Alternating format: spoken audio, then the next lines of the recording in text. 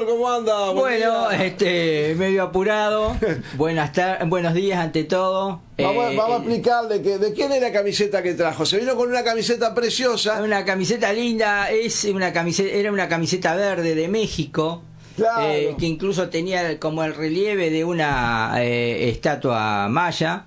Pero bueno, lo que pasa que es el mismo color que el tono del fondo del claro, entonces, pero era la camiseta de México. Y ustedes me preguntarán por qué tengo camiseta de México. Le quedaba colgando. No se olviden que mi hija Natalia estuvo viviendo del 2007 al 2014 en Mérida y en México DF.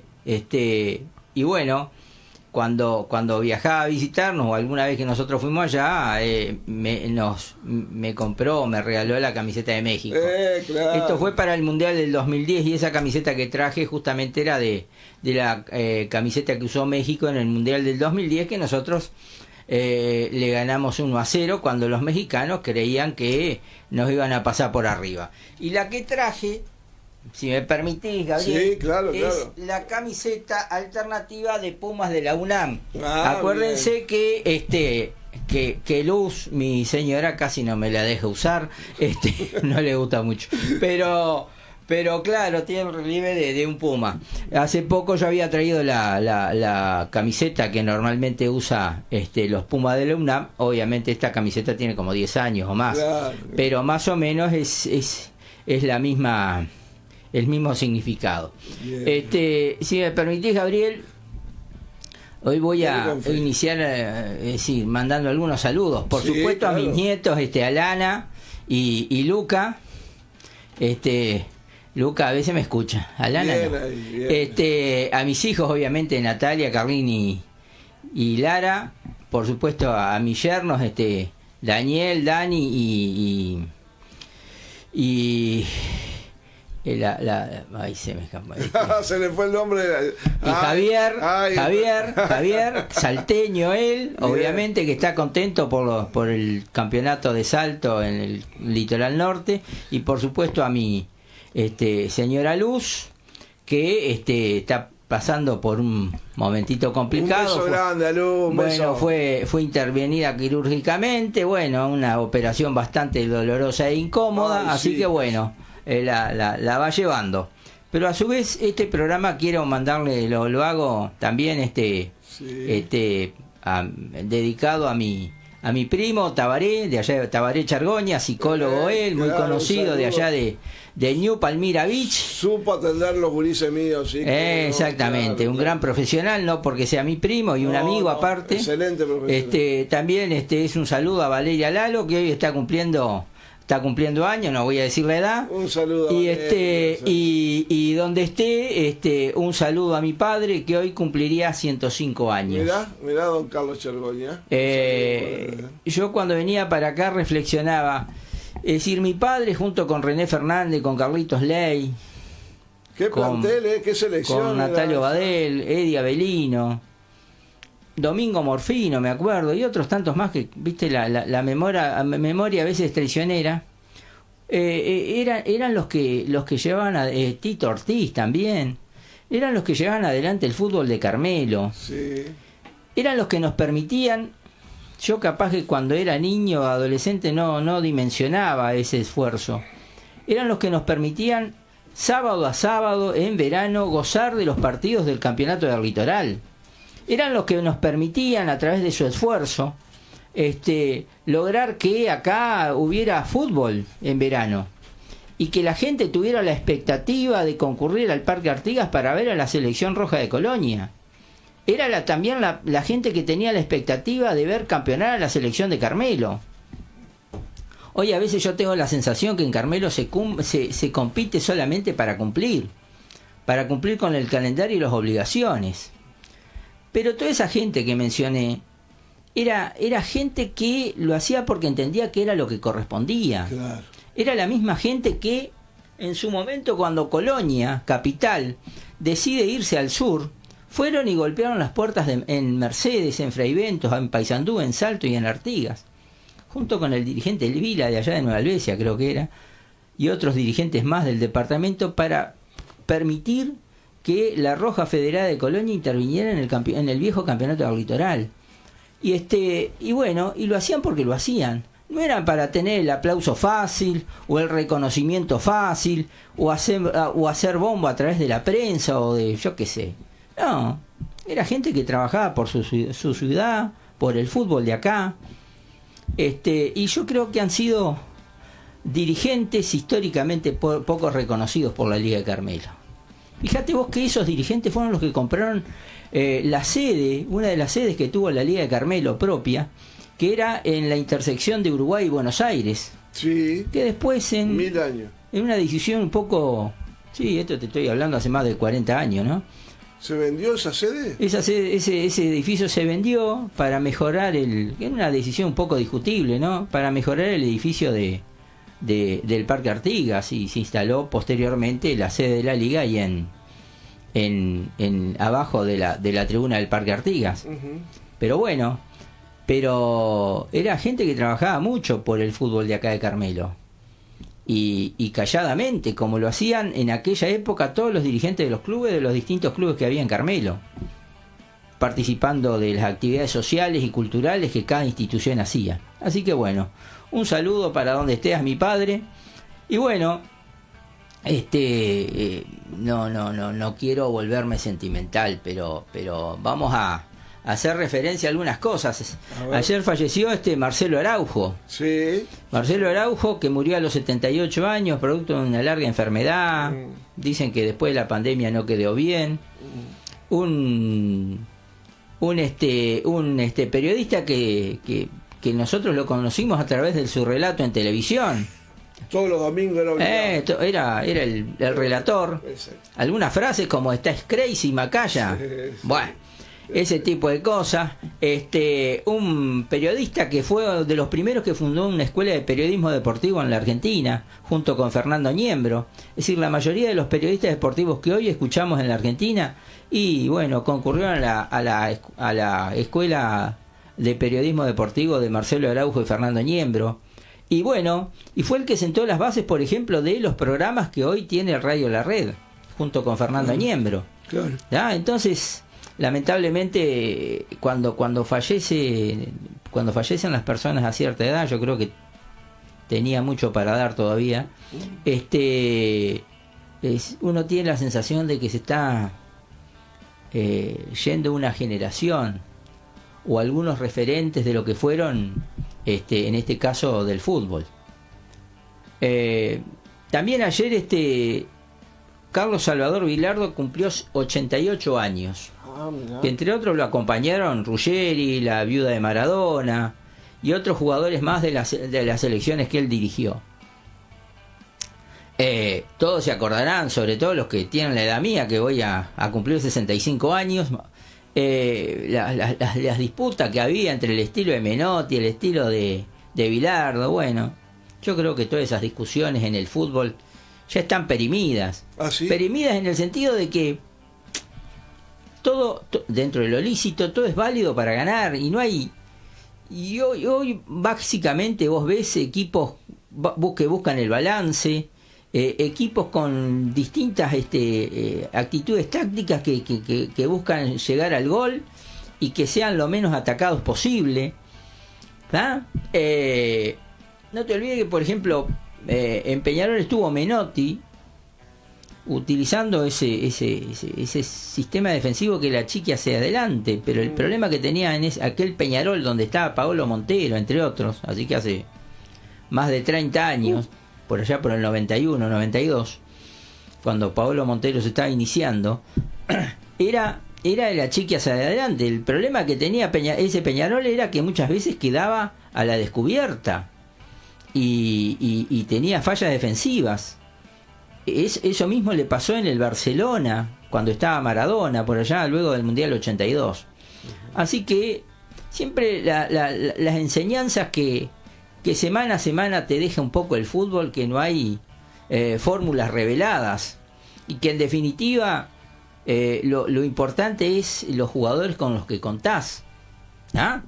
Y bueno, y a propósito de esto y de Bilardo, aunque te parezca mentira y alguno va a decir, mirá el golazo que está diciendo Peñarol, hoy por hoy, está utilizando un sistema muy similar al que utilizó Bilardo en los mundiales 86 y 90. ¿Así? Exactamente. Mirá. En el mundial del 86, Bilardo jugaba con Pumpido en el arco, Cuchufo, Brown y Ruggeri. ¿Ah? Justi, Enrique, Batista, Burruchaga y Olarticochea. Maradona libre y Valdano adelante. Hoy Peñarol normalmente, ¿qué está utilizando? Y por ejemplo lo utilizó los otros días contra Albion, que ganó 1-0 con gol de Olivera. Aguerre, que es el titular, Gularte, Ferreira y Olivera, al no estar Nahuel Herrera, sino el titular es Nahuel Herrera, y yo creo que la defensa va a ser Gularte. Bueno, Nahuel Herrera creo que la primera fase de la Copa Libertadores no la va a jugar porque está operado de un hombro, así que más o menos ese sería. Escobar, que ha tenido buenas sensaciones, Trindade, Remedi como 5, es decir, lo que era el Batista de Bilardo, quite y distribución. Los otros días jugó el Indio Fernández, que viene de Godoy Cruz de Mendoza, uruguayo de 27 años, y Toñi. Leo Fernández libre y adelante Arezzo. Muy similar. Capaz que el Peñarol de Aguirre un poco más ofensivo, porque tiene a Toñi con más vocación ofensiva que lo que podría ser el Articochea. En determinado momento jugó el Indio Fernández, lo probó ahí en la derecha, un poco más con llegada que lo que puede tener Escobar y lo que tenía en su momento Justi. Pero en definitiva, tal vez no hace marca personal. En aquella época, hasta mediados de la década del 90, se podría decir que era común en este tipo de sistema. Alemania, por ejemplo, lo utilizó para salir campeón en el 90. Ya eso se dejó un poco para el Mundial 94, pero con marca personal. Peñarol obviamente no hace marca personal, sino marca en zona, pero marca personal. La marca personal significaba que al delantero o al jugador asignado, el defensor lo seguía por toda la cancha. Era una idea extraída del viejo catenaccio italiano, promovido por Elenio Herrera, que le llevó a que al Inter saliera campeón en los años 64-65 de lo que hoy es la Champions. Es decir, marca personal con líbero y stopper. El de stopper era el que te sigue por todos lados, y el líbero era el que a veces era el que rompía el juego y se iba para adelante. Uno de los mejores jugadores en este sistema obviamente fue Beckenbauer, pero también Ruud Krol, cuando en la selección holandesa lo pasaron como líbero, y también Gaetano Girea en la selección italiana. Eso para mencionar algunas cosas. Obviamente que hoy por hoy el teórico líbero, que podría ser el Nahuel Herrero, los otros días fue Ferreira, es decir, no tiene tanto esa función, pero esquemáticamente viene por ahí. Es decir, la idea, y me parece que esto es lo que va a utilizar Aguirre, por lo menos en los primeros partidos de la Copa Libertadores, va a ser justamente este sistema. Es decir, con 3 en el fondo, poblar la mitad de la cancha con extremos que lleguen al fondo, y dejarlo libre a Leo Fernández sin obligación de marca prácticamente, y bueno, y que Arezzo las corra todas. Incluso más, he visto que en algunos momentos de los partidos Arezzo ha tenido más funciones defensivas que Leo Fernández, al igual que pasaba con Maradona. A veces bajaba mucho más Valdano, o después en el Mundial 90 Canilla, que el propio Maradona. En el 90 fue por las cuestiones físicas de Maradona, que no era cuestión de desgastarlo. En el 86 fue para que Maradona tuviera la posibilidad de jugar más libre. Y así un poco de esa teoría nace aquel famoso gol a los ingleses, donde se dribleó a medio cuadro y llega a posiciones de gol. Bueno, esa es un poco la idea. O esa jugada extraordinaria que hizo Maradona con Canilla, que significó el ganarle a Brasil 1-0, faltando poco para el final, cuando Brasil prácticamente lo había vapuleado a Argentina. ¿Y qué queda? Que Argentina le ganó a Brasil. Es decir, nosotros en el Mundial podemos jugar divino, sensacional, pero lo que va a quedar es el triunfo. Y no quiero que piensen que soy resultadista, Pero esa es la realidad, esto es por puntos. El fútbol se juega por puntos. Si Nacional no hubiese perdido 3-1 contra Juventud, hoy estarían hablando maravilla de Jackson Vieras, aunque hubiese jugado horrible. Esa es la realidad y esa es la sensación a que muchas veces tiene el hincha. Nacional que está intentando distintas variantes. Nacional, estamos hablando de cara a la Copa Libertadores. ¿Tá?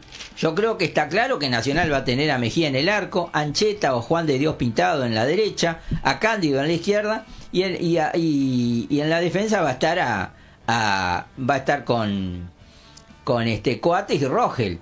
¿Ah? Si falta uno de ellos, bueno, entrará alguno de los juveniles que está probando, como por ejemplo Paolo Calioni, de 19 años, que ya tuvo buenas actuaciones en la Copa Libertadores pasada, o como en esta oportunidad puso un chiquilín de 18 años, Tomás Viera. ¿Tá? Pero la solución no puede ser justamente los juveniles, sino que ellos tienen que estar acompañados. Pero evidentemente yo veo que en el Nacional, vamos a hablar de cara a la Copa Libertadores, y tiene bastante confusión, me parece, en el medio. Yo creo que está claro que Silvera y Maxi Gómez, por lo que está poniendo Jackson Viera, van a ser titulares. Sí, claro. Y Maxi Gómez tiene que ser titular, y Silvera, por las buenas actuaciones que tuvo en Peñarol en los partidos que duelen, porque siempre digo, vos podés jugar muy bien contra, no sé, ponele, contra Wander, contra Progreso, contra Cerro, pero en los partidos que duelen, esos que definen los puntos en el campeonato, esos que son en la Copa Libertadores, y bueno, y ahí se ve. Y Silvera en Peñarol demostró que está en condiciones de tener buenas actuaciones en la Copa Libertadores, sobre todo en la Copa Libertadores del 2024.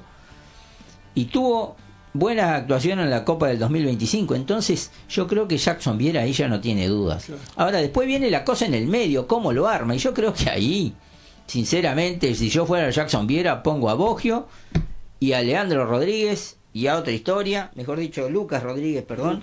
Y chau. El 5 que tuvo algunas actuaciones para mí mejor que Oliva en su momento. Los otros días puso a Lodeiro un poco como acompañando a Vera. Vera, que Jackson Viera lo conocía de Boston River. Pero tampoco es un jugador que a mí me ha generado mayor expectativa. Entonces, yo, hincha Nacional, estoy hablando como uruguayo básicamente, sí. Pensando en la Copa Libertadores, Boggio y Lucas Rodríguez. Perfecto. Y la cosa viene por los extremos. Ha intentado con Agustín Dos Santos, un chiquilín de 18 años, y los otros días lo puso a El Diente López, que no volvió a no rendir, y después lo puso a Verón Lupi, que tampoco me llena el ojo. Y yo creo que la cosa va a pasar por... Bueno, la buena noticia para Nacional es que ya está en condiciones Juan Cruz de los Santos. Es decir, que yo pondría a Boggio, Lucas Rodríguez y Juan Cruz de los Santos. Adelante Silvera y Maxi Gómez. Y el lateral volante por la derecha. Y yo no sé si por ahí... No lo pongo a Ancheta de lateral y lo adelanto un poco a Juan de Dios Pintado, que marca bien y se proyecta bien. Sería una prueba. No me jugaría tanto por los juveniles, que si bien han tenido buenas actuaciones, en general Martínez, Dos Santos, pero tampoco son esos jugadores determinantes. Entonces, yo la verdad que me jugaría por eso. Todo con vista a la Copa Libertadores. Y ya que estamos en Copa Libertadores, a los hinchas uruguayos de Peñarol Nacional, el 19 de marzo, es decir, pasado mañana, se van a sortear los grupos. Ajá.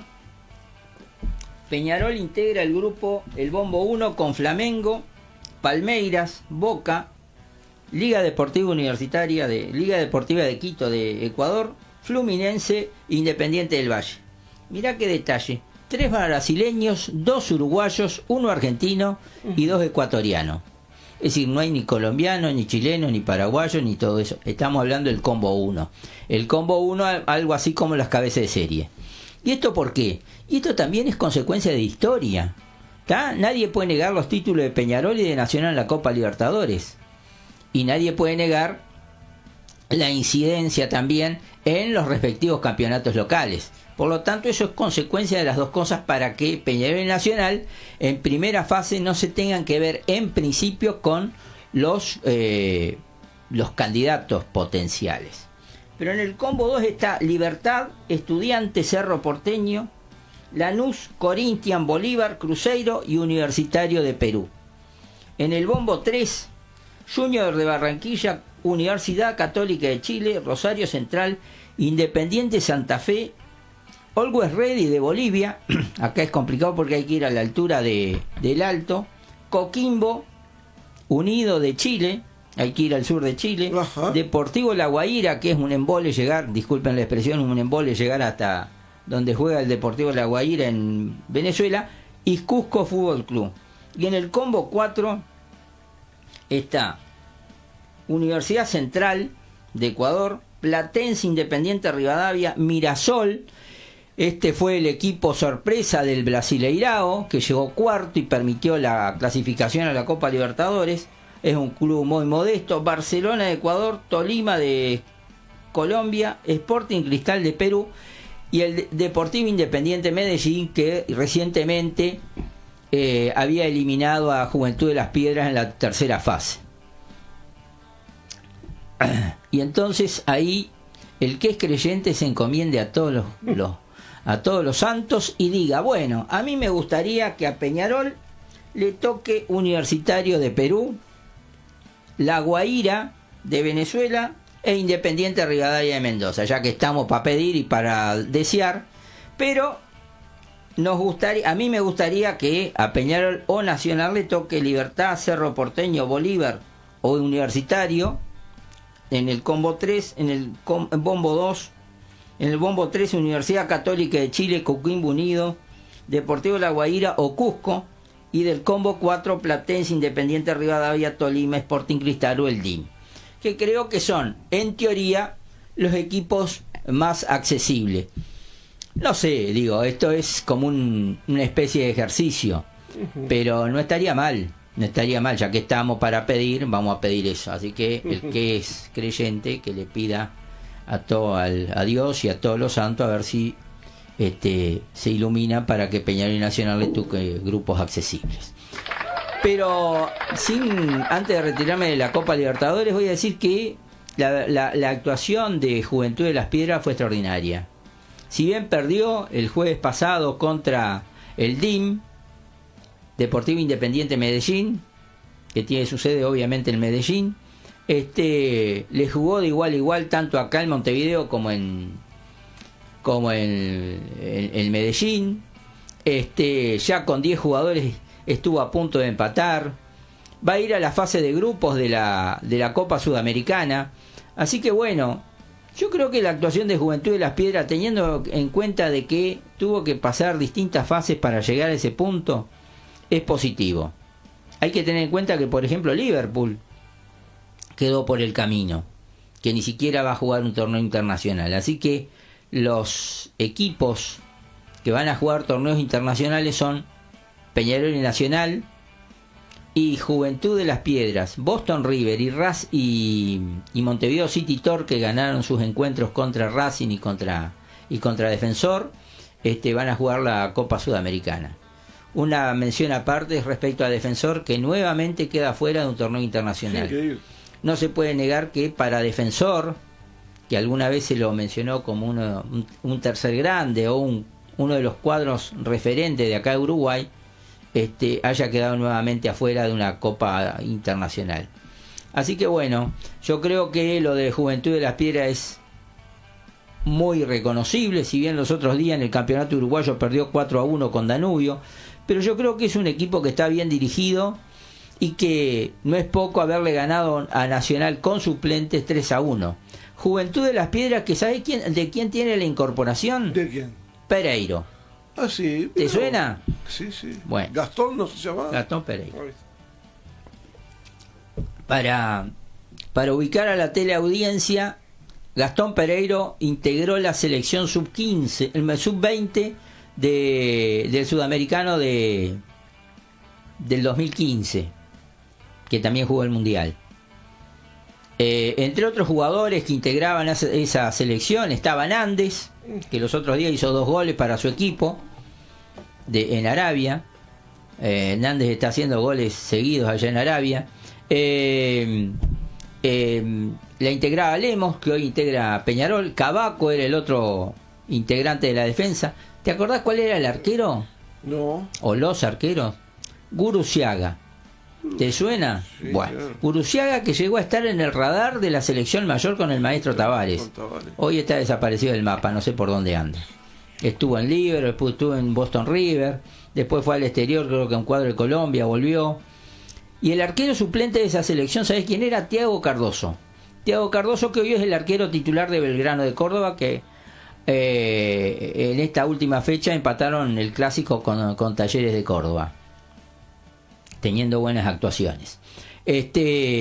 Otro de los que jugaba en esa selección, ¿sabés? Era Báez, ese jugador de Peñarol que tuvo buena actuación en la Copa Libertadores del 2024, que después se fue porque quería jugar en Italia nuevamente, porque él venía de Italia, y que en los últimos meses regresó a Peñarol porque no había conseguido equipo en Italia, y bueno, así como vino se fue. Pereiro, lamentablemente, yo creo que empezó muy bien en Europa, jugando en el PSV Eindhoven, con muy buenas actuaciones. Después estuvo un pasaje por el Cagliari, pero se fue quedando futbolísticamente. Un jugador en el cual tiene 30 años en este momento, se tenía muchas esperanzas en cuanto a su desarrollo. Y era un jugador de selección. Acuérdense que fue el que hizo el gol contra Ecuador en las eliminatorias para el Mundial 2022, después de una corrida de Nández. A esa altura era un jugador que tenía buenas sensaciones en el Cagliari de Italia, pero después se fue quedando, tanto así que hace 6 meses que estaba sin equipo.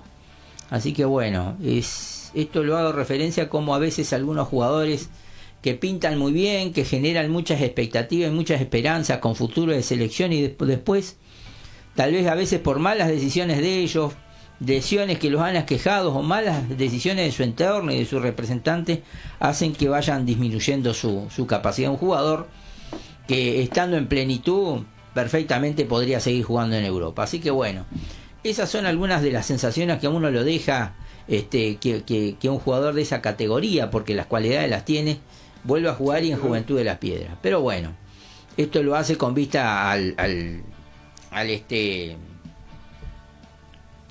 la Copa Sudamericana. Copa Sudamericana que está en el bolillero 1, River, Atlético Mineiro, Sao Paulo, Racing, Gremio, Olimpia de Paraguay, Santos y América de Cali. Nada más y nada menos. Y en el bolillero 3 está el Boston River y Montevideo City Torquay. En el bolillero 4 está Juventud. La verdad, esperemos que el sorteo favorezca a los equipos uruguayos y por lo menos no les genere tantos desplazamientos, y que por ahí tenga algunos encuentros accesibles, por lo menos para ilusionarse con un pasaje a la siguiente fase. Así que bueno, esas son un poco las novedades, pero vamos a ir adelantando un poco algunas ideas. ¿Te suena Pierre Gasly? No, para nada. Es decir, que no es Fórmula 1. No, para nada. Pierre Gasly corre por Alpine, es el equipo que está Colapinto, pero no voy a hablar de Fórmula 1. La Fórmula 1 que hoy por hoy no me llama mucho la atención. Es que a mí no me llama la atención esta A mí me Fórmula llamó la atención a fines de la década del 60, sobre todo en la década del 70 y parte del 80. La verdad que ver aquella época, cuando había aquellas transmisiones cada tanto que corría Carlos Reutemann, la verdad que valía la pena ver por el espectáculo que se generaba. Pero Pierre Gasly lo voy a hacer referencia porque es, junto con un grupo inversor, dueño del Versalles. Ajá. Un club cerca de París que está jugando en la tercera división de Francia. Y esto marca otra cosa, que más allá del deporte que te dediques, lo que te guste, lo que hagas, siempre el fútbol es referencia. ¿Ah? Te guste o no te guste. Es decir, la otra vuelta hablábamos de Brian Reynolds, sí, el actor, que es el dueño del West Ham, que está en puestos de subir a la Premier, también es dueño del Veracruz de México. Y ahora hace poco compró el Club La Equidad, que es un equipo cerca de Bogotá, y que le van a cambiar el nombre por Internacional de Bogotá, creo. Eso se está, pero esto es fresquito de la semana pasada. Bien. Entonces, fíjate vos, el fútbol como puente de tolerancia. Vamos a decir, sí, pero invierten, sí, pero podrían invertir en otras cosas, invierten en el fútbol. Por lo tanto, el fútbol siempre es referencia. Por eso es, yo creo que la actividad humana más importante que existe. Y vamos a hablar un poquito de la selección uruguaya, teniendo en cuenta que el 27 de marzo a la hora 16:45 en el mítico Wembley, obviamente refaccionado, juega contra Inglaterra. Y el 31 de marzo a la hora 15:30 juega contra Argelia en Turín. Un equipo uruguayo que ha citado o ha reservado a Muslera y Canovio, donde hay jugadores como Nández que en su equipo está rindiendo bien. ¿Sabe quién dirigía el equipo de donde está Nández? ¿Quién? Brendan Rodgers. ¿Y quién es Brendan Rodgers? Era el técnico del Liverpool cuando fue Suárez, y el mejor momento de Suárez en el Liverpool. Mira. Tenemos que hablar también de la Quintana que no fue reservado, creo, que está jugando en el Huesca. Y a mí me preocupa esto, porque es uno de los jugadores que en los últimos amistosos había jugado bien, había dejado buenas sensaciones como extremo, y que está jugando en el Huesca. Y vos me decís, ¿el Huesca dónde juega? Sí, el Huesca juega en la segunda división española, pero no está peleando el campeonato para ascender, está en los últimos puestos. Y vuelvo a decir, hay decisiones que yo no sé quién las toma y cómo las toma y qué referencias se hacen. Pero que la Quintana no esté jugando en un equipo, aunque sea de la segunda división, que esté peleando el campeonato, que tenga otras sensaciones, a mí me preocupa con vista al Mundial. Distinto es el caso de Pelistri, por ejemplo, que yo te decía la semana pasada que ha retomado un poco jugar seguido en el Panathinaikos y ha sido tenido en cuenta por Rafa Benítez, y eso por lo menos es alentador para un jugador que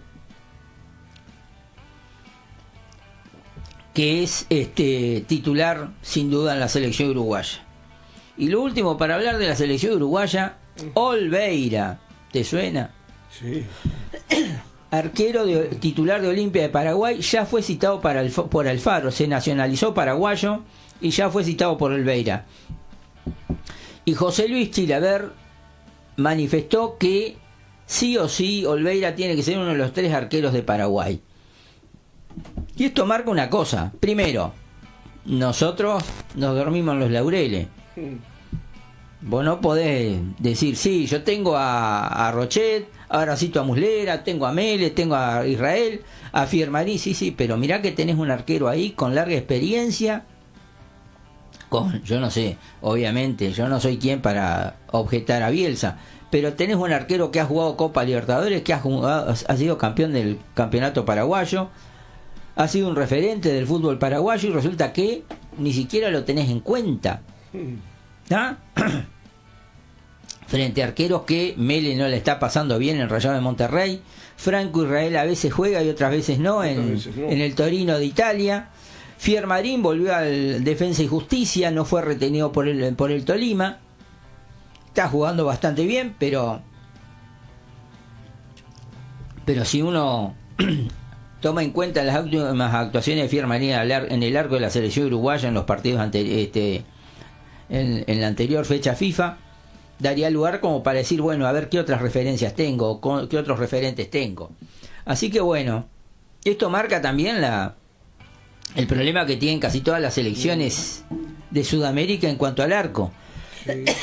Es decir, la falta de arqueros, problema que tiene Uruguay, problema que tiene Chile, problema que tiene Perú, problema que tiene Paraguay, problema que tiene Colombia también, problema que tiene Venezuela, si bien tienen arqueros, pero no tiene montones como tiene Argentina y Brasil.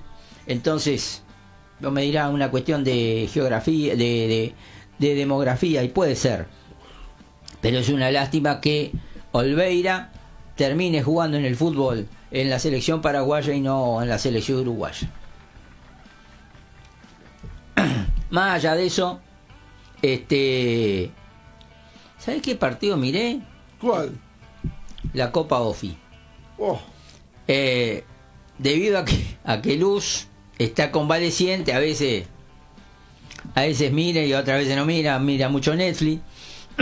y Y eso, usted, cuando está durmiendo, aprovecha y usa la o cuando televisión. está descansando en el cuarto, entonces agarra la televisión y ahí, bueno. Le pega una paliza de fútbol. Exactamente. Y Palmira perdió con Durazno, un partido yo creo que fue parejo. Los últimos 15 minutos aproximadamente Palmira jugó con un jugador menos. Pero creo que Palmira, a pesar de perder de local, yo creo que tiene condiciones como para revertir la serie.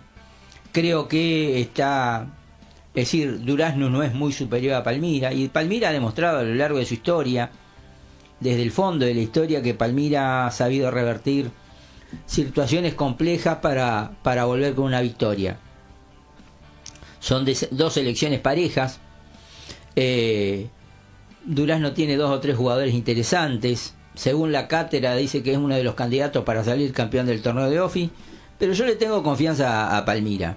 El otro partido que vi los 4. Colonia Maldonado Capital.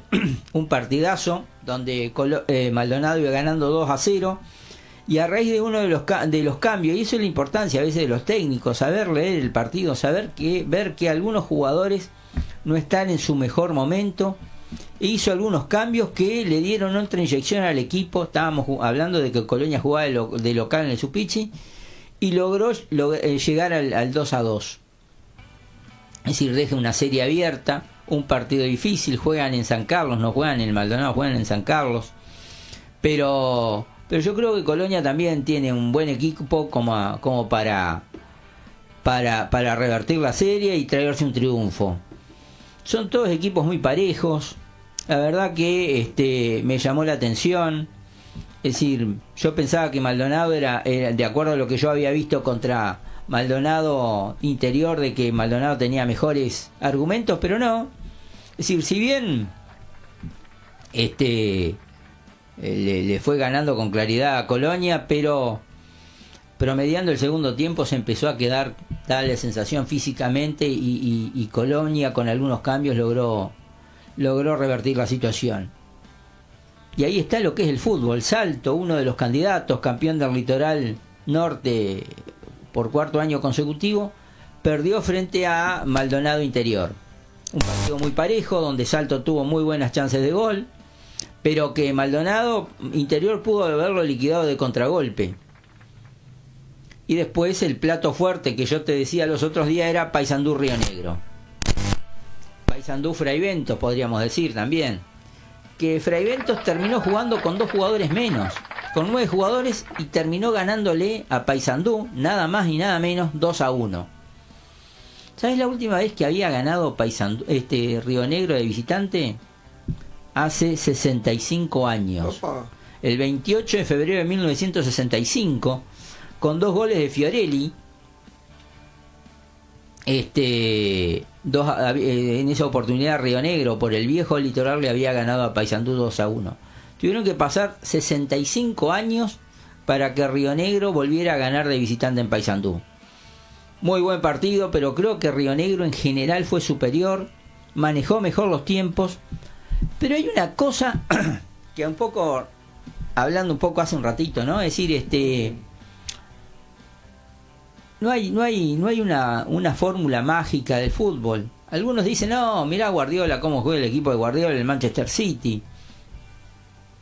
Mirá cómo juega el Real Madrid o el Barcelona. A veces parecen unos relojitos, pero tenés que tener los jugadores adecuados. En los torneos de OFI, básicamente, el arquero agarra la pelota y pum para allá adelante, y ganar la segunda pelota. Muy pocos equipos salen jugando del fondo. A veces tratan de no tener riesgos, algunos lo intentan. Durazno es uno, Salto es otro, pero en general la idea, y sobre todo cuando se están jugando cosas importantes, revolearla para adelante, ganar la segunda pelota, alejar la pelota de atrás, y cuando las papas queman, revolear la pelota, no salir jugando ni nada por el estilo. Vos me decís, ¿eso me gusta? No, yo no sé si me gusta, pero digo que es un fútbol que se practica y que es igualmente válido del otro que practica, por ejemplo, Guardiola o el Barcelona. En definitiva, está de acuerdo a los jugadores que tenés y a la situación de campo. Fíjate vos una cosa referente a esto. Valverde los otros días extraordinario contra el Manchester City, más allá de las dos jugadas que participó en forma extraordinaria, pero uno de los goles es netamente de contragolpe. Saque de Courtois cuando todos estaban acomodándose, saque de Courtois lejos, y ahí está Valverde. A correr, sí. A correr, y con sus zancadas le gana al defensor, Sí. es decir, con gran clase lo elimina a Donnarumma y convierte el gol. Y acá voy a esta reflexión. Normalmente las selecciones uruguayas, estamos hablando 2010, 2014, 2018, 2022, pero sobre todo las tres selecciones de Tavares que intervinieron en el Mundial, tenían un jugador base. Sí. En el Mundial del 2010 fue Forlán. Sí. En la Copa América fue Luis Suárez. El 2014 también fue Luis Suárez. Y el 2014, en el 2018 fue la dupla Cavani-Suárez. Sí. Es decir, no es que todo el equipo tenga que jugar para ellos, pero sino, obviamente, por sus características, por el momento que estaban pasando, claro, y obviamente el equipo tenía que centrar gran parte de su esperanza en ellos. Fíjate vos, la Francia campeona del 2018, ¿cuál era uno de los jugadores importantes? Griezmann, y el otro Pogba. Esa unión, esa relación hacía que Francia se potenciara. Y yo creo que hoy por hoy, no digo que Uruguay tiene que funcionar alrededor de Valverde, pero sí no podemos dejar de tener en cuenta que tenemos que potenciar a Valverde. Y vos me decís, ¿cómo lo potenciamos a Valverde? Y yo creo por lo que Ancelotti y ahora Arbeloa está haciéndolo jugar como lateral volante o extremo, pero siempre recorriendo la derecha. Obviamente por las características de Valverde, siempre va a colaborar en el medio de la cancha, siempre. Y yo sigo diciendo que Uruguay, dadas las circunstancias actuales, tiene que funcionar con un 4-4-2 rabioso. Valverde, Ugarte, Bentancur si está en condiciones, y Araujo, y dejarlo libre a de Arrascaeta y Darwin Núñez. La defensa es la de siempre. Yo creo que Araujo está jugando bien. Los otros días jugó bien contra el Newcastle. Le atribuyen el gol, pero hay que tener en cuenta que en la jugada anterior Araujo se había mandado un pique para estar en posiciones de gol, que no llega a alcanzar la pelota por esto. ¿Está? Y estaba volviendo. Entonces ese lugar, el relevo lo tenía que hacer un mediocampista, y sobre todo el mediocampista por la derecha, que era Casado. ¿Está? Y ahí el delantero entró libre y hace el gol contra el Barcelona. Y acá vamos a hablar un poquito de la Champions. Fíjate vos que hoy, y ahora después voy a dar no sé cuántos tenemos. Ya tenemos un par de minutos. Bueno, vamos arriba. Los otros días el Bayern Múnich le ganó al Atalanta 6-1. ¿Está? De visitante. Pero fíjate vos el problema que tiene el Bayern Múnich hoy. Tiene que jugar, lo voy a leer, Leonardo Prescott. Aparentemente va a jugar Leonardo Prescott. Ajá. De la Sub-19, tiene 16 años, es el quinto arquero del Bayern Múnich. Los 16. Otros arqueros están lesionados. 16 años, muchachos. 16 años, pero tiene un problema. Esto es un problema medio gracioso. ¿Tiene 5 arqueros lesionados? ¿Tiene? 4 arqueros lesionados, entre ellos Neuer, el titular de la selección alemana y el titular del Bayern. Pero están tratando de hacer gestiones. Esto es medio tragicómico. En la Alemania hay una legislación que establece que un menor de edad no puede trabajar más allá de las 20 horas. Ajá. Y el partido es a las 21 horas de Alemania. Por lo tanto, estaban tratando de lograr un permiso especial para que este chiquilín pueda jugar el partido contra el Atalanta. Si no tiene arquero. Si no tiene arquero, tiene que utilizar uno de 14 años. Pero a su vez, lo gracioso es que, lo estaba leyendo hoy, lo gracioso es que la legislación alemana dice que si un chiquilín trabaja luego de las 20 horas, al otro día tiene que tener 14 horas de descanso, por lo tanto lo exonerarían de ir a la escuela, de ir al liceo. Se salva de todo, claro. Se salva de todo. Bueno, después tenemos la posibilidad del Bodo Glimt, que ganó con claridad 3-0 al Sporting de Lisboa, que va a tener que jugar de visitante en Lisboa, que pueda pasar a estar entre los 8 mejores de Europa. Sería un hecho histórico. No se olviden que el Bodo Glimt eliminó al Inter de Milán, el subcampeón de la Champions League del año pasado. Así que, bueno, después el Galatasaray le ganó muy bien al Liverpool. El Liverpool le ganó al Liverpool. Sí. El Liverpool, cada vez que lo vi los otros días contra el Tottenham, 1-1. Evidentemente le falta a Darwin Núñez, de 9, y le falta a Lucho Díaz. Y Salah no se encuentra. Fíjate vos que los otros días contra el Tottenham jugó de suplente. Los otros días contra el Galatasaray jugó el primer tiempo y después lo sacaron. Evidentemente las decisiones del técnico Slot de holandés. Los holandeses a veces no nos quieren mucho, los uruguayos, los jugadores uruguayos. Resulta que lo sacó en el segundo tiempo. Yo creo que Galatasaray jugó bien, ganó bien, muy buen partido de Torreira, pero resulta que el Liverpool no se encuentra, no tiene gol. Equitique, que era supuestamente la gran solución, o poner a Gakpo, que es holandés. Gakpo se maneja muy bien jugando como extremo y no como centrodelantero, no como lo hacía Darwin Núñez. Entonces, el Liverpool, si bien es el Liverpool, está en puestos puede clasificar, y en la Premier está cuarto, pero igual está quinto. Igual fíjate vos que el Arsenal le sacó, ¿sabes cuántos puntos? ¿Cuánto? 21 puntos. Qué disparate. Es decir, que ya el Liverpool sabe que no va a salir campeón, claro, de la Premier. Claro. Entonces, la verdad que ha sido un fracaso. Fracaso porque también en los otros torneos de Inglaterra, que son 2 más, la Copa de la Corona y la FA Cup, es decir, ha quedado eliminado. La verdad que ha sido un fracaso. Después, bueno, el Newcastle, como yo decía, le ganó a Barcelona. Es una serie que está abierta. Yo creo que el Barcelona no va a tener inconvenientes en ganar. Y después el Atlético de Madrid le ganó 5-2 al Tottenham. Y acá se dio un hecho muy particular. Tudor, el técnico del Tottenham, que no ha ganado ningún partido hasta ahora, los otros días tuvo un buen partido contra el Liverpool, empataron por la Premier 1-1, puso a Ben Kingsley, un arquero de 22 años. Era casi el debut en la Champions contra el Atlético de Madrid, jugando de visitante.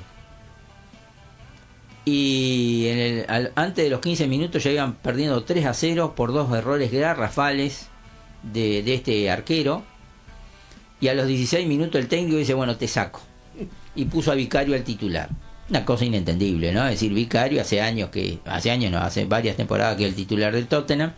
Y se la jugó por este chiquilín, que pobre lo quemó. Lo mató, claro. Ni siquiera esbozó alguna defensa. Cuando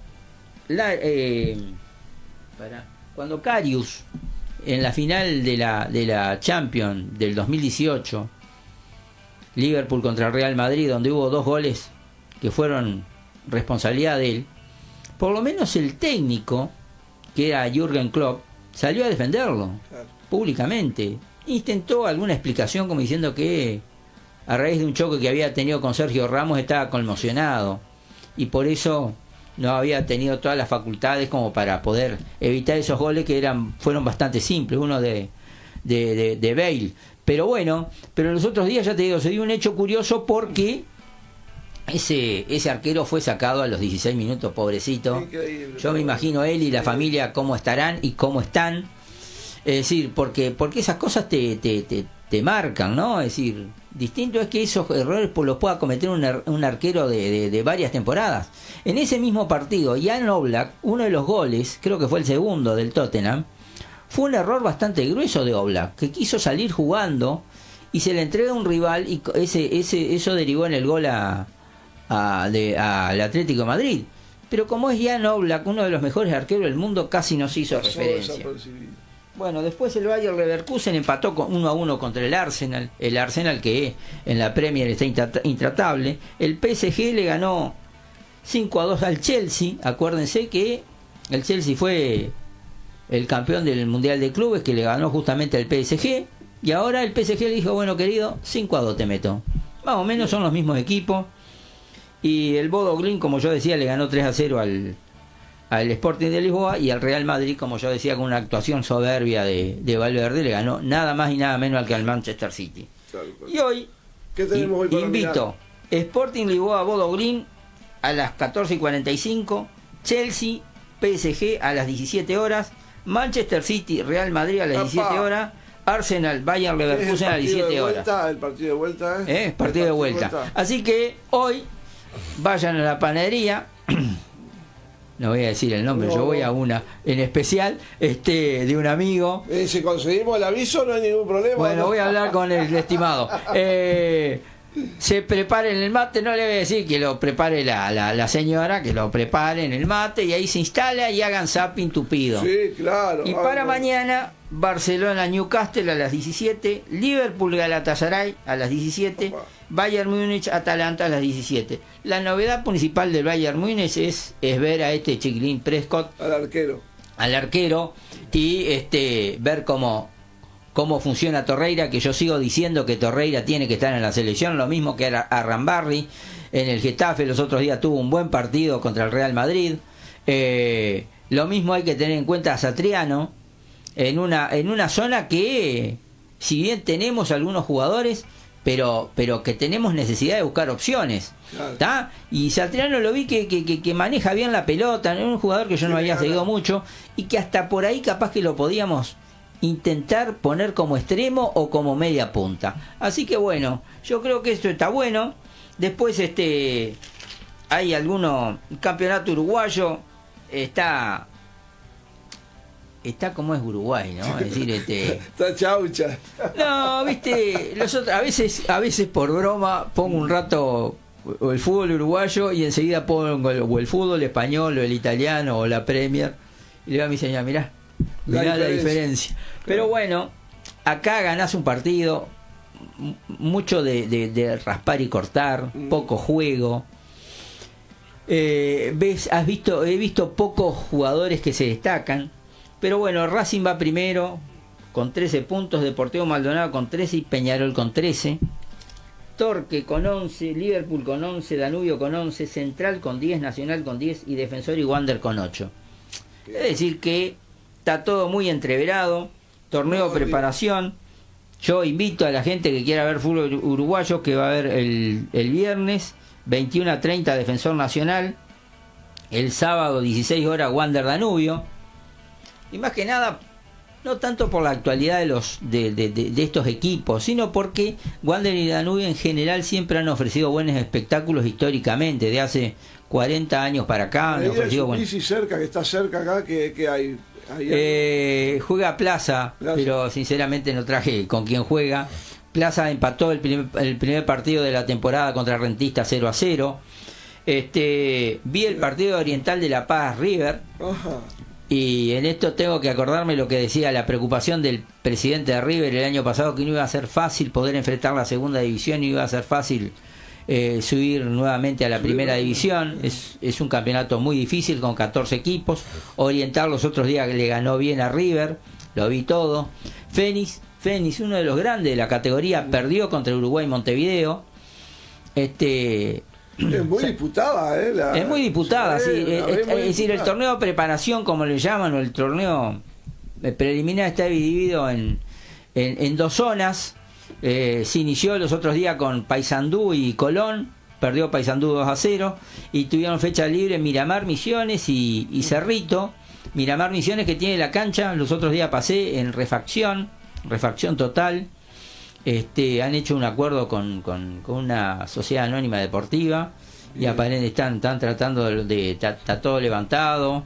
Así que bueno, los otros días incluso hace como un mes atrás estuve hablando con un directivo de Miramar Misiones, y bueno, tienen muchas esperanzas de que a partir de mejorar el campo de juego, puedan revitalizar futbolísticamente a Miramar. Bien. Pero bueno, yo creo que también es interesante ver, porque, a ver, volvemos a lo de siempre: tirar la pelota para adelante, ganar la segunda pelota, correr, meter. Siempre digo, a mí me gustaría un día traer esos jugadores, por ejemplo, del Barcelona, Lamine Yamal, Dani Olmos, no sé, o algunos otros de que juegan en el Liverpool, Manchester, y traerlos acá. Ponerlo en un equipo a jugar un partido de fútbol. A ver cómo funcionan con las canchas que hay, con los vestuarios que hay. Exacto. Capaz que hay un baño para 45. para todo un plantel. Bueno, con todas esas carencias, verlo, porque el que salió de acá ya lo conoce, pero el que viene dice, y esta es la primera división. Pero bueno, bien, la verdad que hay posibilidad de ver el fútbol. Peñarol juega contra Cerro que destituyó a Beijón luego de perder contra Progreso. Yo creo que Progreso ganó bien ese partido contra Cerro, y ya designaron a Apud como técnico. También dejó de ser técnico Monarris en Boston River. Una decisión llamativa, porque la verdad yo creo que había formado un buen plantel y había sentado buenas bases en Juventud de las Piedras. Pero no sé, viste, el fútbol uruguayo es llamativo.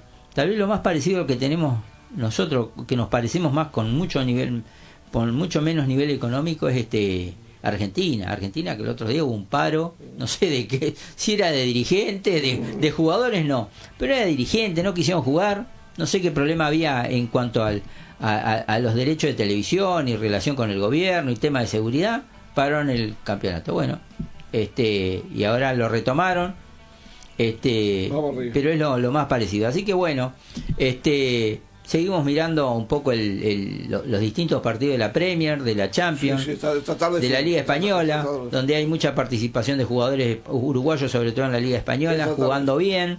Los otros días el Oviedo de Almada le ganó al Valencia, y eso genera buenas sensaciones porque jugaron bien tanto Fonseca como y jugó bien Viñas. Entonces bien, eso da como para Viña, que es uno de los tres delanteros que podría tener Uruguay aparentemente. Así que bueno, que tengan buena semana. Capaz que llueve, por lo que han informado. No se olviden que siempre que llovió paró. Que baje la temperatura. Así que bueno, y un saludo grande a toda la teleaudiencia, y bueno, nos vemos el martes. Y que se sigan entreteniendo mirando fútbol. Así que hasta cualquier momento. Hasta luego.